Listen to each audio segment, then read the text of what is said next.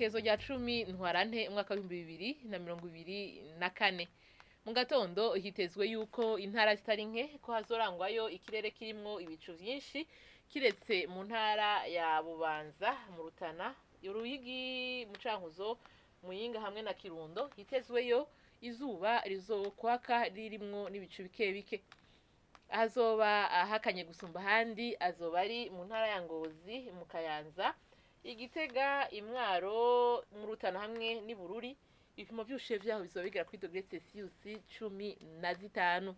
Ku muhingamo naho hitezwe ko hazogwa imvura mu Cibitoke, Ibubanza, Ibujumbura, mu Rumonge, i Bururi, i Makamba, mu Rutana, mu Ruyigi hamwe no mu ntara ya Cankuzo. Ahasigaye hakazorangwayo ikirere kirimo ibicu vyinshi. Ahazoba hashushe gusumba handi azoba ari mu ntara ya Bujumbura. Ibipimo vyaho vy'ubushuhe bizoba bigera kuri dogere Celsius 29.